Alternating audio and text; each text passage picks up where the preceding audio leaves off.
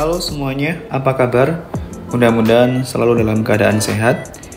Kembali lagi di Tommy Live DM, mari belajar fisika dengan asik. Pada kesempatan kali ini, Mas akan membahas mengenai materi gerak melingkar. Oke, langsung saja. Apa sih gerak melingkar itu? Gerak melingkar merupakan gerak suatu benda yang lintasannya melingkar atau dia memiliki lintasan dalam bentuk lingkaran. Seperti contoh pada gambar, ada sebuah benda dari kondisi A atau pada posisi A, dia bergerak ke posisi B. Tentunya ada dua hal yang ditempuh nanti. Yang pertama ada panjang busur S, kemudian ada sudut theta dengan panjang jari-jari lintasan sebesar R. Maka kalau kita kaitkan hubungan antara S, theta, dan R, kita peroleh S merupakan perkalian antara jari-jari dengan sudut yang ditempuh. Atau kalau kita mau cari sudut yang ditempuh, berarti sama dengan gimana? Berapa panjang busurnya dibagi dengan jari-jari lintasan.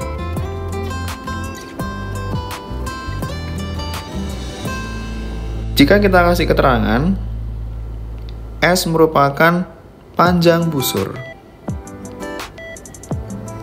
Satuannya tentu dalam meter. Kemudian ada R. R yaitu jari-jari lintasan.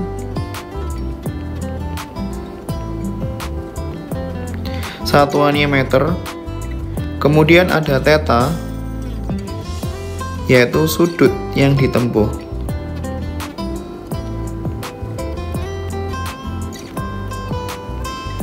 Satuannya dalam bentuk radian.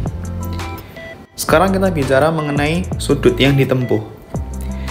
Satu putaran itu nilainya sama dengan 360 derajat. Artinya apa? Jika ada sebuah benda bergerak dari posisi A kembali lagi ke posisi A, maka dia sama aja kayak menempuh 360 derajat. Atau kalau kita rubah ke dalam bentuk radian, nilainya sama dengan 2 pi radian. Jadi kalau Mas punya setengah putaran, maka nilainya sama dengan 180 derajat atau sama dengan pi radian. Sehingga kalau misalkan ditanya 60 derajat, nilainya berapa radian? Maka bisa kita peroleh 60 per 180 dikalikan dengan pi radian, sehingga bisa kita peroleh 6 dibagi 18 per 3, sehingga nilainya sama dengan 1/3 pi radian. Jadi kita bisa cari kalau misalkan diketahui 30 derajat berapa radian, tinggal kita masukkan nilai tetanya berapa dibagi dengan 180 derajat kalikan dengan pi radian, seperti ini.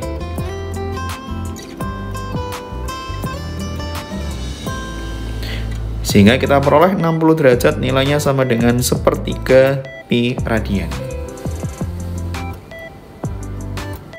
Yang kedua, kita bicara mengenai istilah-istilah di dalam gerak melingkar. Ada apa aja? Yang pertama, ada yang namanya periode.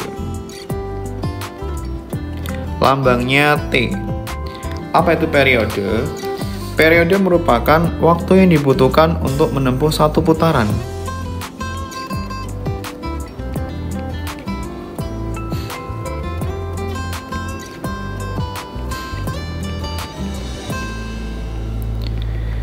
Rumusnya T sama dengan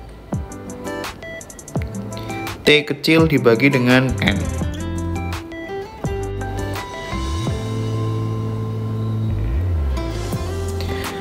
T merupakan periode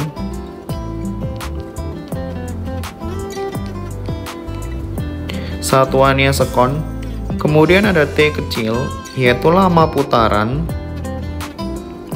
lama suatu benda untuk bergerak melingkar, satuannya pun juga sekon, kemudian ada N yaitu banyak putaran yang telah ditempuh.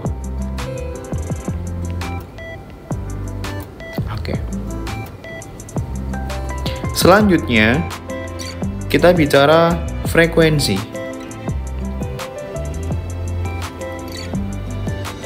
Jadi kalau ada periode, teman baiknya yaitu frekuensi. Apa itu frekuensi? Menunjukkan banyak putaran dalam waktu 1 detik.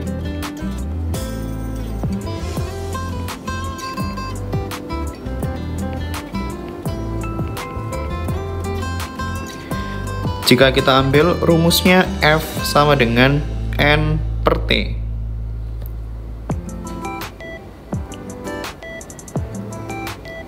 Jika kita amati di sini, rumus T sama frekuensi itu kebalikan ya adik-adik. Jika periode itu T per N, maka frekuensi ini N per T. Sehingga kalau kita kaitkan keduanya, periode merupakan 1 per frekuensi. Dan sebaliknya, frekuensi sama dengan 1 per periode.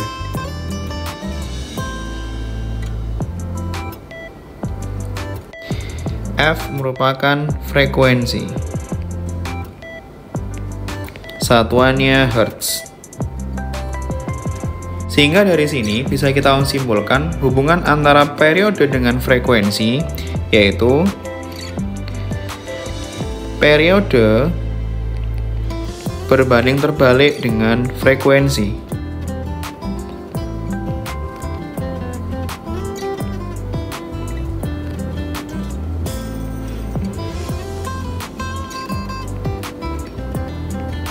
Artinya apa? Jika periodenya makin besar, maka frekuensinya semakin kecil. Dan sebaliknya, jika periodenya makin kecil, maka frekuensinya akan semakin besar. Itulah hubungan antara periode dengan frekuensi. Selanjutnya, kita bicara mengenai kecepatan sudut.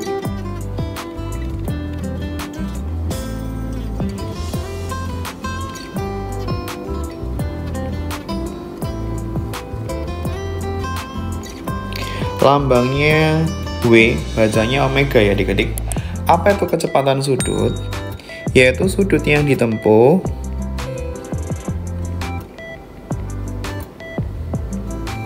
tiap waktu. Sehingga bisa kita ambil persamaannya omega, yaitu theta per waktu. Kalau kita perhatikan baik-baik, jika ada sebuah benda bergerak dari titik A, kemudian kembali lagi ke titik A, artinya dia menempuh 1 putaran atau 360 derajat. Sehingga bisa kita ganti nilai tetanya menjadi 2pi radian. Ingat-ingat, 1 putaran nilainya sama dengan 2pi radian. Dan waktu yang dibutuhkan untuk menempuh 1 putaran yaitu kita sebut periode. Sehingga kita bisa ambil rumus dari omega yaitu 2pi per T. Atau karena periode itu 1 per F dan juga frekuensi itu 1 per T, maka bisa kita ambil di sini 1 per T, yaitu bisa diganti dengan frekuensi. Maka rumus omega yang kedua, 2pi dikalikan frekuensi.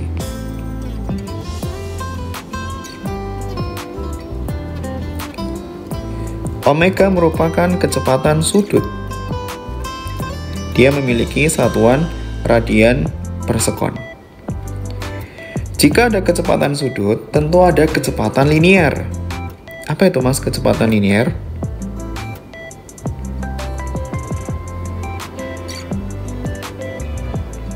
Lambangnya V, yaitu panjang busur yang ditempuh tiap waktu. Yang ditempuh tiap waktu. Sehingga boleh kita tuliskan persamaannya V sama dengan S dibagi dengan T.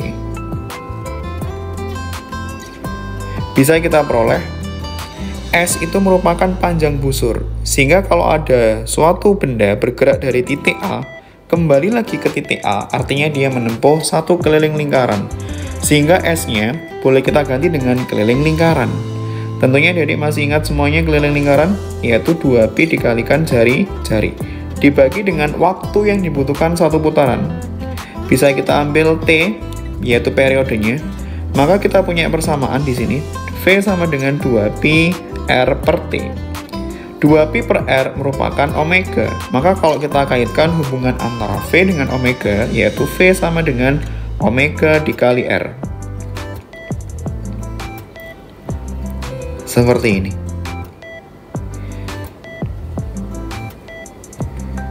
V merupakan kecepatan linier. Satuannya meter per sekon. Kemudian yang kelima, selanjutnya yang kelima, kita bicara mengenai percepatan sudut.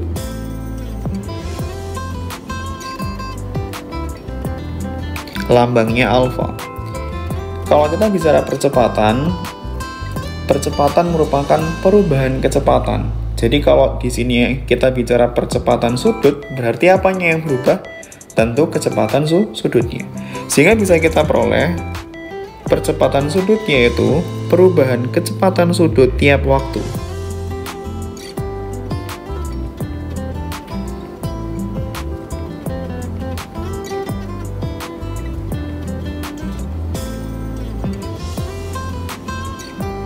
Sehingga alfa sama dengan delta omega dibagi dengan delta T.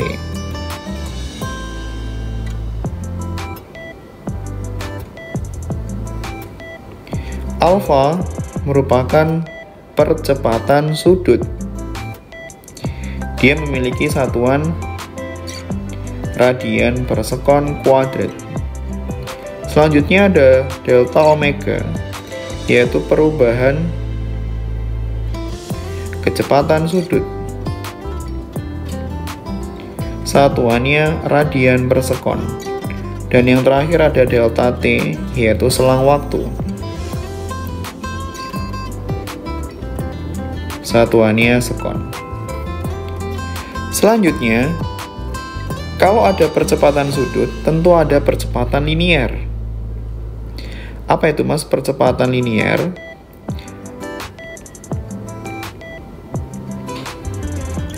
Lambangnya A, yaitu perubahan kecepatan linier tiap waktu.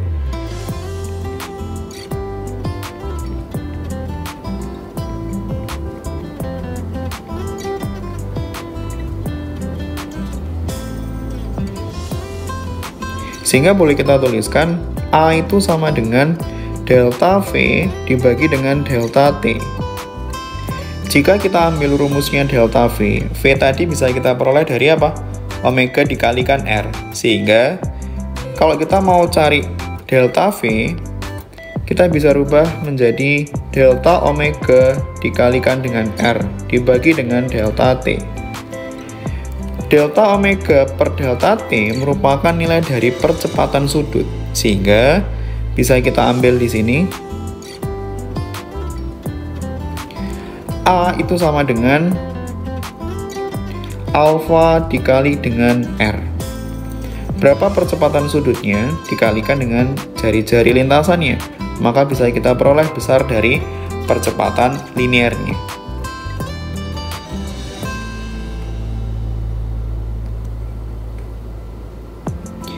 A percepatan linier memiliki satuan meter per sekon kuadrat. Kemudian ada alfa, percepatan sudut, dan R-nya jari-jari lintasan.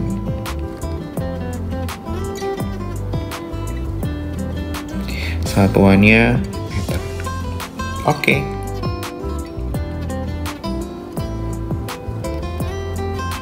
Selanjutnya, Mas akan bicara mengenai hubungan roda-roda. Yang pertama, yaitu sporos. Dua roda dikatakan sporos apabila memiliki titik pusat yang sama. Terlihat seperti pada gambar, ada dua roda A dan B, masing-masing memiliki RA dan RB, dan memiliki titik pusat yang sama.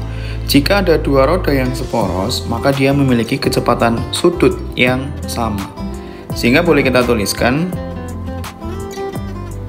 omega A nilainya sama dengan omega B.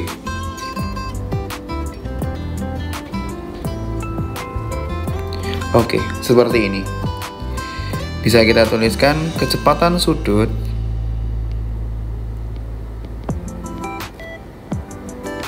dua roda yang seporos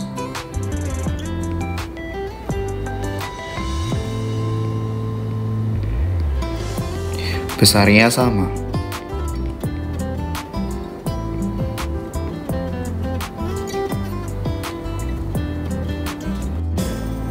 Yang kedua, yaitu jika ada dua roda dihubungkan dengan tali. Seperti pada gambar, ada dua roda dihubungkan dengan tali, maka dia memiliki kecepatan linear yang sama. Maka boleh kita tuliskan nilai VA sama dengan VB. Tentu adik-adik masih ingat semuanya, V itu merupakan perkalian antara omega dengan R. V sama dengan omega dikali R. Sehingga jika ada VA sama dengan VB, bisa kita jabarkan jadi omega A dikalikan dengan RA, nilainya sama dengan omega B dikalikan RB.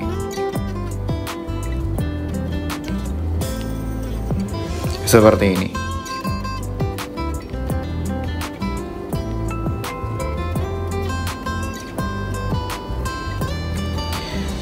Maka kecepatan linear kedua roda yang dihubungkan tali nilainya sama.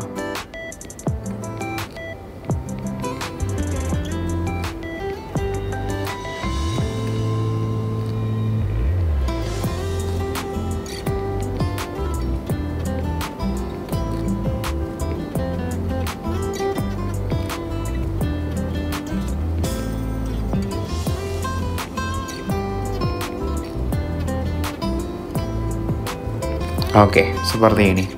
Yang ketiga, yaitu jika ada dua roda yang bersinggungan. Seperti pada gambar, ada dua roda A dan B, keduanya saling bersinggungan. Jika ada dua roda yang bersinggungan, maka dia memiliki kecepatan linear yang sama. Konsepnya seperti dua roda yang dihubungkan dengan tali. Maka boleh kita tulis persamaannya, VA itu sama dengan VB. Sehingga kalau kita jabarkan ada omega A dikalikan dengan RA, nilainya sama dengan omega B dikalikan dengan RB. Hal ini seringkali kita jumpai di jam mekanik ya adik-adik. Gear-gear yang ada di jam mekanik pasti bersinggungan antara gear satu dengan gear lainnya. Maka boleh kita tulis di sini kecepatan linearnya sama.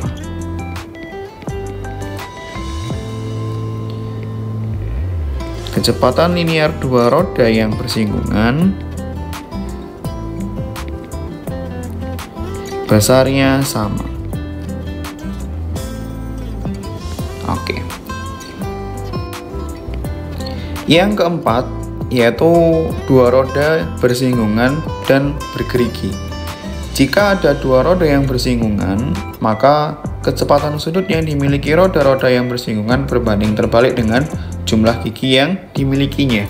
Sehingga boleh kita tulis persamaan sederhananya, omega A dibanding dengan omega B nilainya sama dengan RB dibanding dengan RA. Karena jumlah gerigi atau jumlah gigi itu berbanding terbalik dengan omega, sehingga boleh kita tuliskan nilainya sama dengan NB jumlah gigi roda B dibanding dengan jumlah gigi roda A. Omega A per omega B sama dengan RB per RA sama dengan NB per NA. Sehingga jika kita diambil omega A dibanding omega B saja, nilainya sama dengan NB dibanding dengan NA. Antara N dengan omega berbanding terbalik.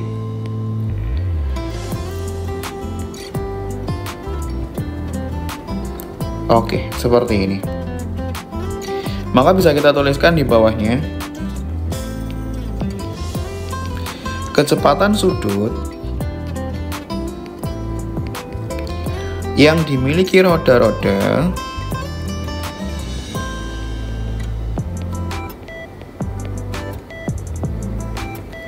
yang bersinggungan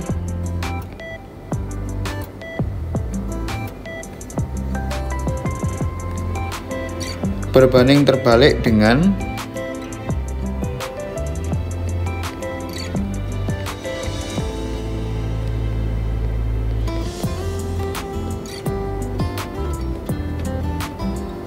jumlah gigi yang dimilikinya.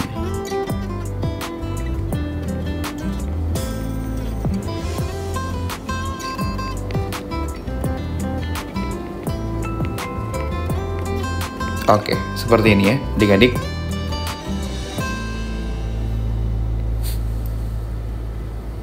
Selanjutnya yang keempat, yaitu kita bicara hubungan antara GMB dan GMBB. Ada kalanya GMB itu hampir mirip sebetulnya dengan GLB. Kalau di pembahasan sebelumnya atau di video masih yang sebelumnya udah Mas bahas GLB, yaitu gerak lurus beraturan, maka konsepnya nggak jauh beda dengan GMB, gerak melingkar beraturan. Kita analisis satu persatu. Di dalam GLB, gerak lurus beraturan, kecepatannya yang bernilai konstan, maka boleh kita tuliskan V-nya konstan atau bernilai tetap. Sedangkan di GMB, gerak melingkar beraturan, yaitu omeganya yang tetap atau konstan.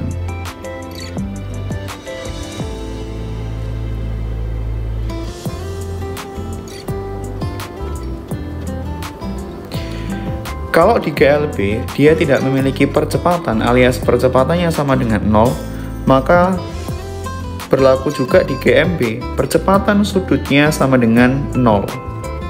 Seperti ini adik-adik. Jadi ada kemiripan di GLB maupun GMB, tinggal merubah. Kalau di GLB itu kecepatan linier, kalau di GMB itu kecepatan sudut. Kalau di GLB itu A percepatan linearnya 0, kalau di GMB itu percepatan sudutnya yang 0. Sehingga kalau kita bicara rumusnya, di GLB rumusnya ada berapa? Pastinya ada satu, cuman satu ya. S sama dengan, kita semua tahu, S sama dengan V dikali T. Atau kalau mau cari V sama dengan S per T. Maka di GMB pun juga berlaku sama. Kalau di GLB itu yang dicari jarak, kalau di GMB yang dicari itu sudut yang ditempuh. Theta sama dengan omega dikali T. Mirip banget. Oke, seperti ini. Kalau kita kasih keterangan, ada S itu jarak yang ditempuh.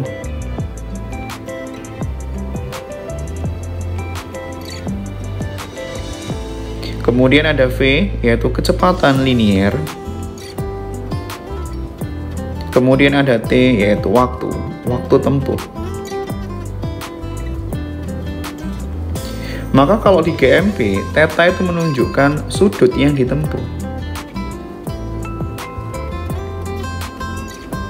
Bisa dalam satuan derajat, ataupun dalam satuan radian, ataupun dalam putaran. Berapa banyak putaran yang ditempuh. Kemudian ada omega. Omega jelas ya, kecepatan sudut. Sedangkan T-nya yaitu lama putaran.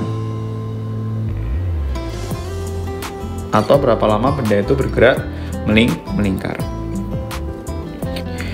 Kalau ada GLB dan GMB, tentu juga ada yang namanya GLBB dan GMBB.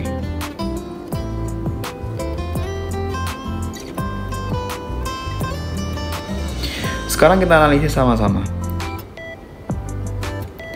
GLBB yaitu gerak lurus berubah beraturan. Ada kata-kata berubah beraturan. Apanya yang berubah beraturan? Yaitu V-nya ya adik-adik. V-nya itu berubah beraturan.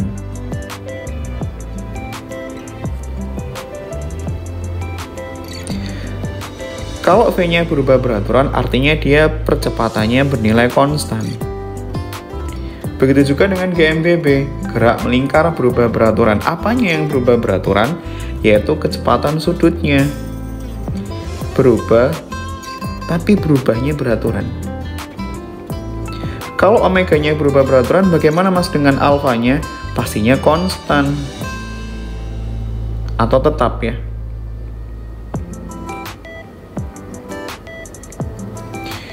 Kalau mas ilustrasikan secara sederhana, itu seperti ini. Misalkan kalau adik naik mobil atau naik motor dari keadaan diam atau di lampu merah misalkan, pastinya kecepatannya berapa? pastinya kecepatannya kan 0 km per jam. Kemudian lampunya udah hijau, pasti kita ngegas pelan-pelan, kita menaikkan kecepatan jadi 20 misalkan km per jam. Kemudian kita naikkan lagi kecepatannya jadi 40 km per jam. Nah, kalau kita amati di sini, kecepatannya berubah, tapi berubahnya beraturan. Itulah yang kita sebut sebagai GLBB.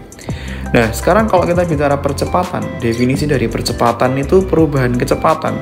Berapa perubahan kecepatan dari satu ke yang lainnya? Maka kalau kita perhatikan di sini, dari 0 ke 20, dia mengalami perubahan sebesar berapa? Sebesar 20. Dari 20 ke 40, dia mengalami perubahan sebesar berapa? Sebesar 20 juga. Nah, 20 inilah yang kita sebut sebagai percepatan.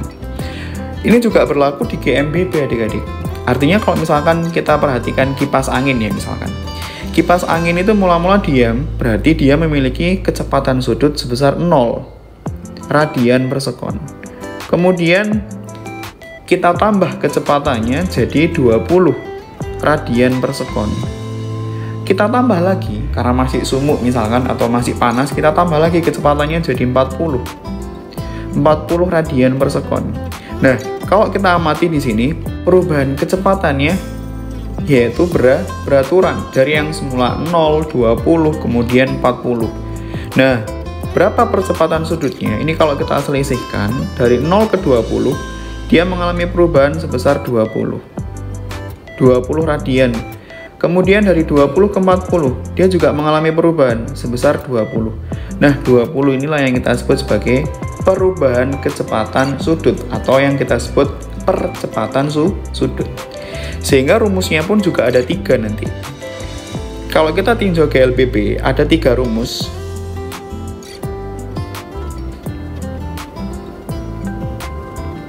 Yang pertama, yaitu VT sama dengan V0 plus minus A kali T.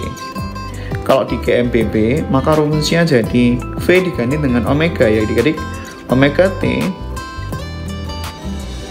sama dengan omega 0 plus minus alfa dikali T. Yang kedua, S sama dengan V0 kali T plus minus setengah AT kuadrat. Sedangkan di GMBB, theta sama dengan omega 0 kali T plus minus setengah alfa T kuadrat. Yang ketiga, yaitu VT kuadrat sama dengan V0 kuadrat plus minus 2AS. Maka ketika di GMBB, omega T kuadrat sama dengan omega 0 kuadrat plus minus 2 alfa dikali theta. Mirip banget, tinggal diganti sedikit.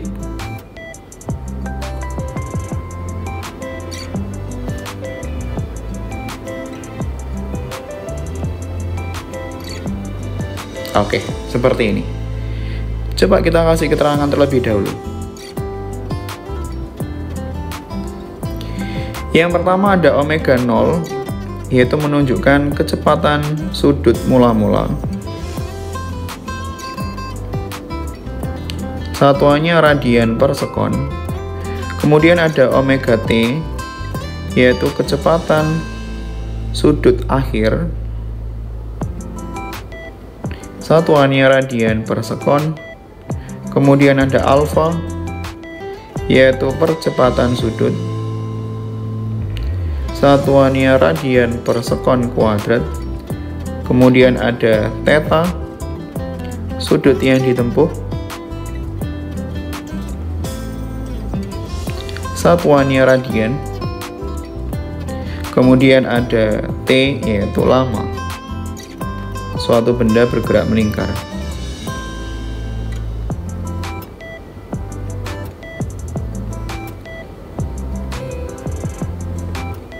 Satuannya sekon.